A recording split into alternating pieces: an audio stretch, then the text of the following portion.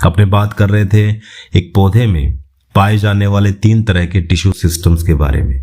एक होता है outer most epidermal tissue system, centre में बैठा होता है वैस्कुलर टिश्यू सिस्टम, और इन दोनों के दरमियान, इन दोनों के बीच में जितना कुछ भी मटेरियल पाया जाता है, जितना भी मामला देखा जाता है, जितना भी टिश्यू भरा रहता है, उसे कहते हैं ग्राउंड टिश्यू सिस्टम। आज इसी के बारे में पढ़ने वाले हैं। मैं फिर से बता देना चाहता हूं जो अपने पिछले लेक्चर वीडियो में पढ़ा था। Epidermal tissue system root, stem और लीफ, जो भी स्ट्रक्चर है एक प्लांट बॉडी में, उसकी आउटर वॉल तैयार करता है। इसमें अपने रूट हेयर्स, ट्राइकोम्स और स्टोमेटा के स्ट्रक्चर को डिफाइन किया था। और अब आता है ग्राउंड टिश्यू सिस्टम।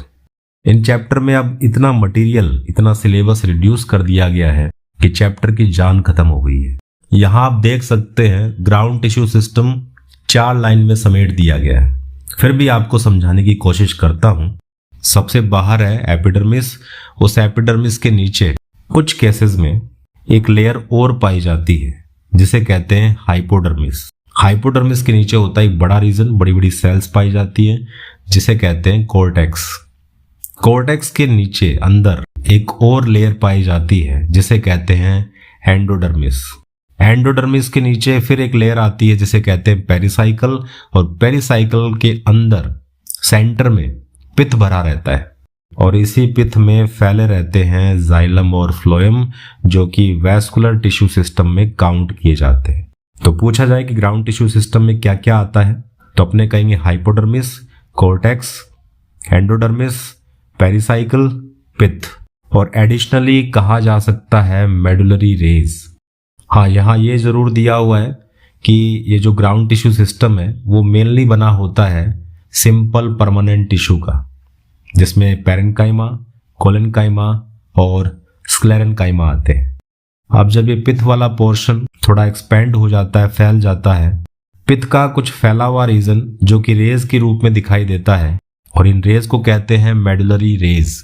और ये जितने भी नाम गिनाए हैं, कोर्टेक्स, पेरिसाइकल, पित्त और मेडुलरी रेज, ये सब मेनली पैरेन्काइमेटस सेल्स के बने होते हैं।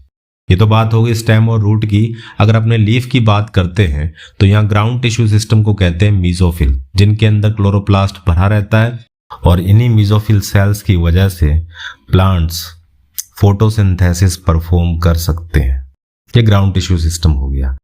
अब सेंटर तक पहुंचते हैं वैस्कुलर टिश्यू सिस्टम। इसमें आते हैं जाइलम और फ्लोएम। एक सिंगल जाइलम और एक सिंगल फ्लोएम को ग्रुपली अपने कहेंगे एक सिंगल वैस्कुलर बंडल। और यहाँ 2 टाइप के वैस्कुलर बंडल्स बना रखे हैं।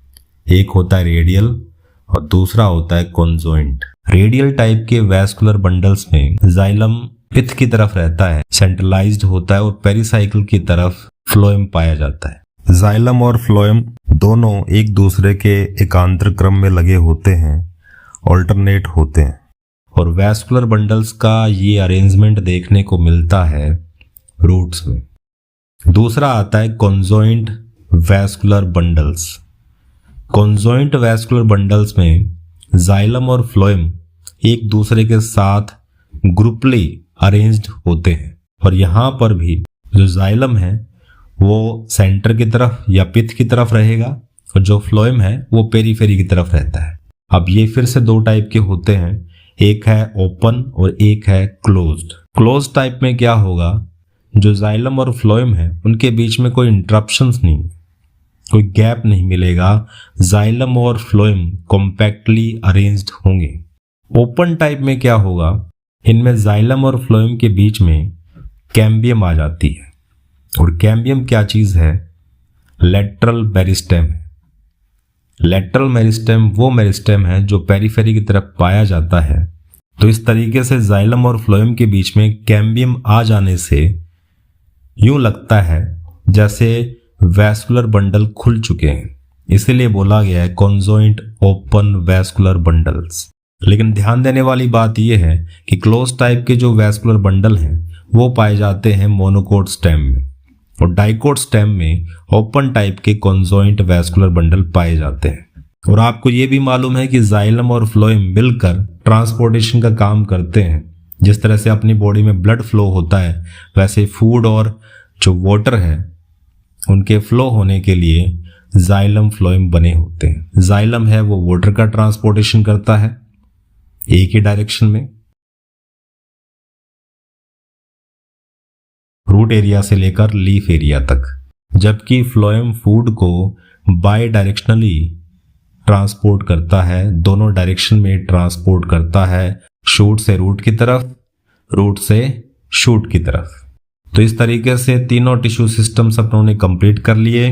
नेक्स्ट वीडियो में अपने रूट, स्टेम और लीफ की एनाटॉमी को डिस्कस करेंगे। तो तब तक के लिए बने रहिए, टिके रहिए एंड इनहेल बायोलॉजी।